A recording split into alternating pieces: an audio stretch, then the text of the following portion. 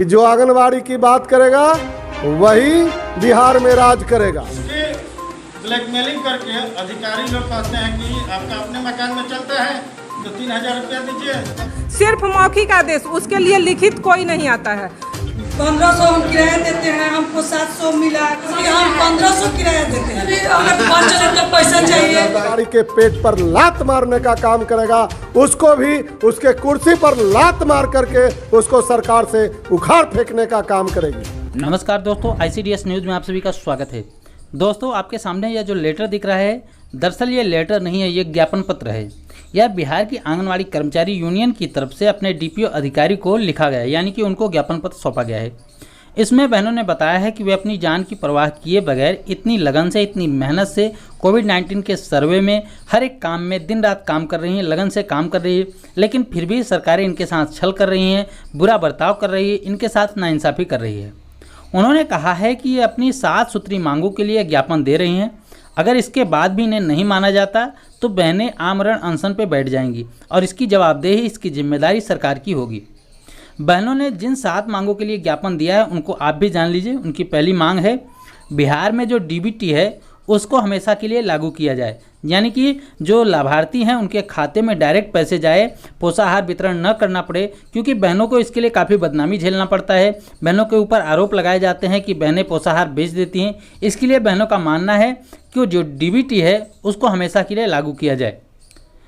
सेविका सहायिकाओं को सरकारी कर्मचारी का दर्जा दिया जाए, जिसके लिए बहनें काफ़ी दिनों से मांग कर रही हैं। असंवैधानिक कार्यों के लिए दबाव न बनाया जाए, जैसे कि बिना लिखित आदेश के कोई भी काम दे दिया जाता है बहनों को और दबाव बनाया जाता है कि बहनों को ये काम करना ही होगा। तो बहनों ने इसके लिए कहा है कि उन्हें संवैधानिक काम के लिए ही दबाव बनाया जाए, यानी कि जो लिखित आदेश है उनके लिए ही कहा जाए। असंवैधानिक यानी कि मौखिक रूप से या फिर व्हाट्सएप पर मैसेज करके कोई भी काम न कहा जाए। उसके बाद बताया कि गोद भराई, अन्नप्राशन, जो भी कोविड-19 आज का सर्वे वगैरह है, इसका प्रोत्साहन राशि बिना देरी के अविलंब जल्द से जल्द दिया जाए।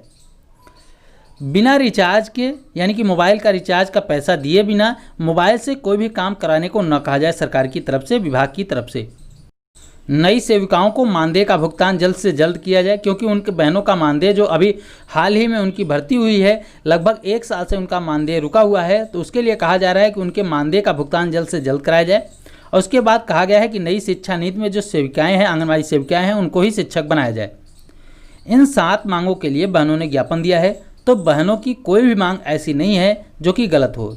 सरकार को अविलंब इन मांगों को पूरा किया जाना चाहिए, और केवल बिहार में ही नहीं बल्कि पूरे देश में, पूरे प्रदेश में, हर राज्य में आंगनवाड़ी बहनों के लिए ऐसी ही मांग होनी चाहिए। और ऐसी मांगों को बिना मांग के भी आंगनवाड़ी बहनों की इन मांगों के लिए एक राज्य में भले ही ये मांग की जा रही है, लेकिन हर राज्यों में ये चाहिए कि सरकारें इसको पूरा करें, क्योंकि कोई भी मांग बहनों की ऐसी नहीं है जो जायज़ न हो। बहनें अपनी मांगों के लिए जगह जगह धरना प्रदर्शन भी कर रही हैं, आंदोलन कर रही हैं। बहनें की कुछ प्रमुख मांगे हैं, कुछ बातें हैं जिसे आपको जानना सुनना जरूर चाहिए। तो बहनों की ही आवाज़ में बहनों की बातें, बहनों की मांगे आप लोग सुनिए। सेविका एक है और समस्या 1000 है। अगर सेविका का समस्या गिनवाया जाए तो उनके पास 24 घंटे समस्या ही समस्या है। 4 घंटा के काम के बदले सेविकाओं से 24 घंटे काम लिया जाता है। एक बंधुआ मजदूर को बंधुआ मजदूर के तरह उनसे काम लिया जाता है। यह कहा जाता है कि सेविका क्या है, सेविका सेवा भावना से काम कर रही है। लेकिन सेवा भावना से अगर हम समाज सेविका हैं तो किसी सेवक पर जबरदस्ती क्यों किया जाता है? किसी भी कार्य के लिए हम पे जबरदस्ती नहीं होना चाहिए। कोई भी कार्य जब हम सेवा भावना से कर रहे हैं तो अपने मर्जी से होना चाहिए। पदाधिकारी हमारी आती हैं, तुरंत मौखिक आदेश देंगी कि ये काम आप लोगों को करके दे देना है, 24 घंटे के अंदर दे देना है। उसके लिए हम लोगों के पास कोई भी कागज अवेलेबल नहीं रहता है। अपने घर से हम लोग उसका छाया प्रति करवाएं, चाहे जैसे भी उसको हम लोग करें, मैनेज करके हम लोगों को रिपोर्ट 24 घंटे के अंदर दे देना है। और हमारी सेविका सब बुद्धू, एक आदेश मिला पदाधिकारी का, वो सारे कार्यों को करके तुरंत ऑफिस में पहुंचाएंगी, बशर्ते हम लोगों को उसके लिए कोई कागज ऑफिस के द्वारा मुहैया नहीं करवाया जाता है। अन्नप्राशन कर दीजिए, गोद भराई कर दीजिए, ये काम कर दीजिए, वो काम कर दीजिए, लेकिन बदले में सेविकाओं के पास कोई भी पैसा अवेलेबल नहीं होता है। तो मोबाइल मिल गया है, आदेश आ रहा है रात में आदेश आ रहा है, 8 बजे LS का फोन आ रहा है कि आप लोग THR भर दीजिए। अभी लेकिन THR के लिए पैसा गवर्नमेंट भेजी है DBT के माध्यम से। किसी भी सेविका को ये नहीं पता है कि किन लाभार्थी को पैसा मिला है, किन को नहीं मिला है, लेकिन आदेश उनको आ गया है कि आप सारे लाभार्थियों को THR कीजिए। तो ये बिल्कुल गलत है, जिसका विरोध हम करते हैं। लेकिन हमारी कितनी बहनें जो इस बात को नहीं समझ पा रही हैं, रात में ही THR का फॉर्म खोली, रात को 8 बजे मोबाइल खोली, THR का फॉर्म भर के THR करके दे दी। अरे गलत तो आप उसमें ना होइएगा, जब आप THR वितरण की ही नहीं तो फिर THR का फॉर्म हम कैसे भर दिए? हमको क्या पता है कि किसको किसको THR मिला है, किस लाभार्थी को पैसा मिला है? इस तरह से मौखिक आदेश पर एक सेविका से हजारों काम लिए जाते हैं। भी पदाधिकारी डिटेल नहीं देती हैं कि हाँ आप लोग ये कार्य कीजिए या वो मत कीजिए। मोबाइल के कार्य के लिए एक और आदेश आ रहा है कि अगर मोबाइल पे आप लोग 100% काम नहीं करती हैं तो आप लोगों का मानदेय 50% कटौती कर दिया जाएगा DPO मैडम के आदेशानुसार। ऐसा क्यों? क्या जब हमारी चयन हुई थी तो ये बाध्यता रखी गई थी कि हम मोबाइल पे कार्य करेंगे तो हमारा मानदेय मिलेगा, अन्यथा नहीं मिलेगा? आज तक इस कोरोना काल महामारी में भी मेरी बहनें भूखे मर रही हैं, लेकिन गवर्नमेंट को ये चिंता नहीं है कि उनकी मानदेय को दे दिया जाए ताकि जो भी मिले नमक रोटी वो खा सके।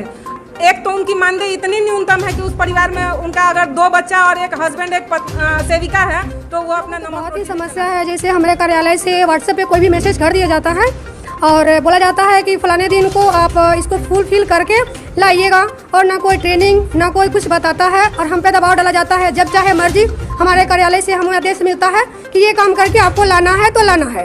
अब हमें जो समझ में आती है हम करते हैं। हमको कोई भी फॉर्म कार्यालय से नहीं दिया जाता है, हम अपने से सब उसको जिरक्स करवाते हैं।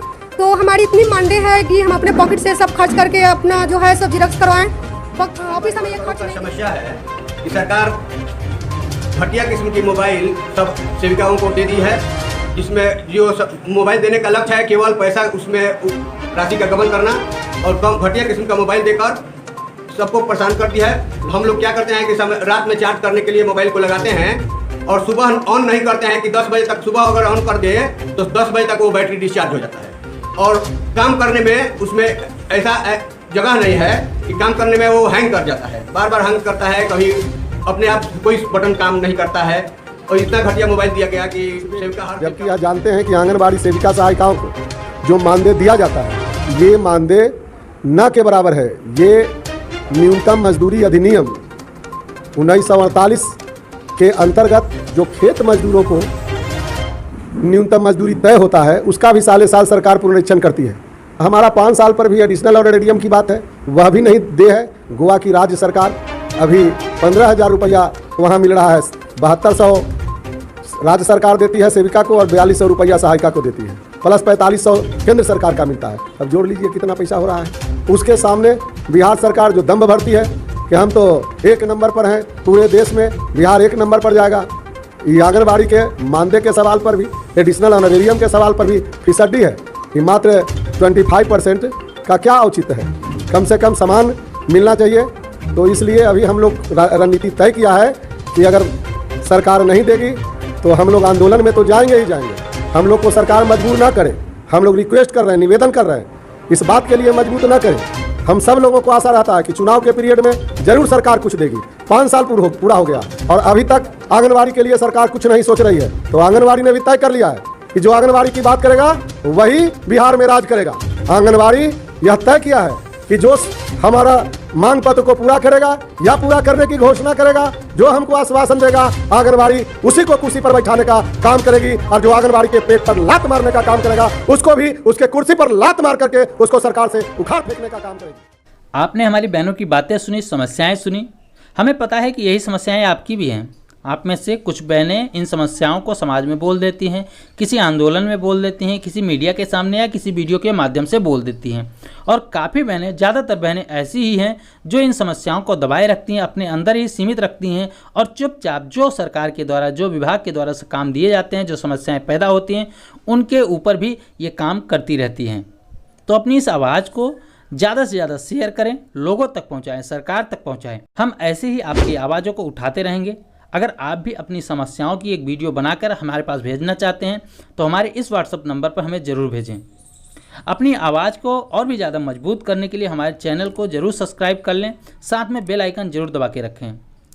इस वीडियो में इतना ही, फिर मिलते हैं अपनी नई वीडियो में कुछ नई खबरों के साथ। तब तक के लिए नमस्कार, जय हिंद।